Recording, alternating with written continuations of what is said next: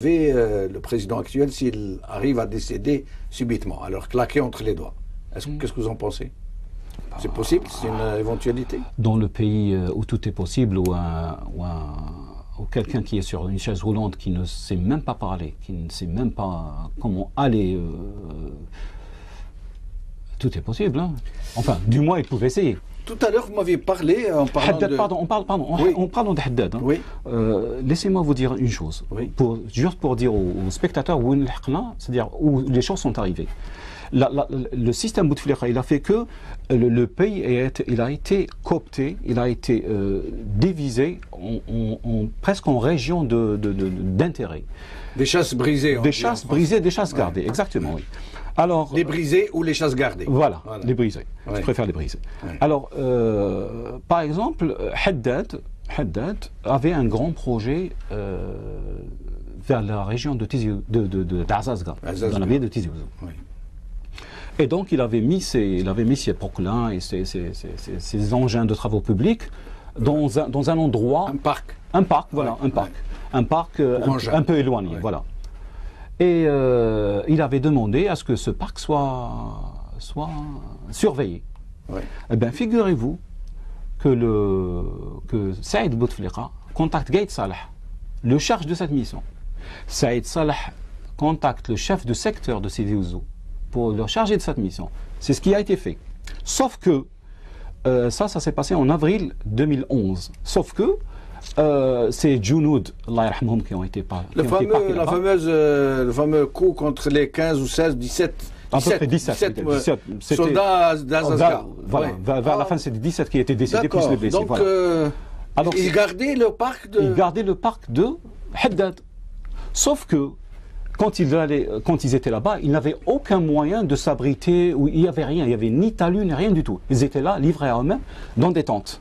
Et c'est qui a payé le prix? C'est un colonel, c'est un jeune colonel, colonel Belhadj, j'espère qu'on ne va pas le toucher. Il a été tout de suite arrêté comme étant le responsable de cette compagnie. Il a été le mois même passé au tribunal et condamné et mis en prison à Blida. Aujourd'hui, il a été viré de l'armée. C'est incroyable. Voilà. Et les soldats sont morts pour avoir gardé le parc roulant d'un entrepreneur. Voilà. Voilà où on est arrivé. C'est incroyable. Voilà. Juste pour arriver aussi, on va toucher maintenant le sujet qu'on a publié, et qui est les chasses gardées ou brisées, comme vous avez dit, oui. Des affaires dans l'armée. Oui. Le même Gaïd Salah n'hésite même pas, n'a pas hésité à faire manger aux Junoud algériens de la viande venue d'Inde. Alors cette viande, c'est un... Pas qu'aux Junoud, même les Algériens, pendant le carême, ils en ont bouffé de la vache. Non, mais là, c'est quand même gros. Pourquoi? Ouais. C'est parce que cette viande qui est importée avec un prête-nom, avec quelqu'un qui leur sert de tremplin, oui. Il leur importe de la viande. D'ailleurs, les papiers sont là. Et il importe pour plusieurs millions de dollars de viande d'Inde. Cette viande, quand elle arrive en Algérie, elle est prise par l'armée, non pas comme étant de la viande de l'Inde, mais comme de la viande algérienne.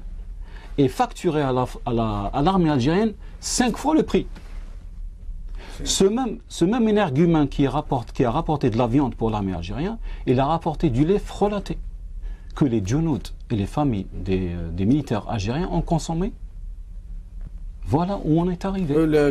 Quel montant environ? Il y a plusieurs millions de dollars qui ont été investis. À chaque fois, c'est à peu près 1,3, dans chaque transaction.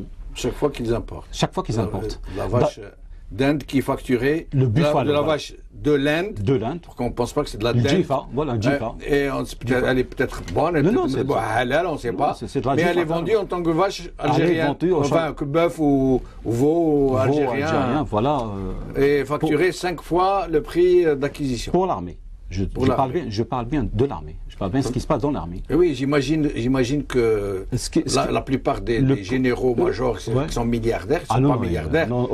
Ça n'a pas plu du ciel. Hein, non. Pour les généraux algériens, enfin, le cercle des privilégiés, ils mangent le khorof de Djelfa. Ah oui, mais à leurs soldats, ils refilent la viande ceci, ou ils apportent des couvertures qu'il faut dire 5 fois. Il faut rendre hommage au premier qui a arrêté ce bonhomme. C'est le général Shafiq qui a été viré. Oui. Et c'est lui qui était derrière l'affaire, qui était chef de la brigade économique. Et il a été. Et lui, qu'est-ce qu'il devient, général Shafiq? Il a été remercié. Lui aussi. À cause, entre autres, de cette affaire. Et dans cette affaire, c'est Gaïd Salah lui-même qui a intervenu pour qu'on libère tout de suite ce bonhomme-là, Rabah, qui s'appelle Rabah Tisselman. Pourquoi vous ne lancez pas un journal carrément, vous nous racontez toutes ces histoires? C'est pas notre vocation. Notre vocation, c'est de alerter, défendre le pays, la patrie. On n'a pas le temps, pour être honnête avec vous. On n'a pas le temps de lancer un journal. Restez avec nous, nous allons observer un petit intermède et nous revenons tout de suite.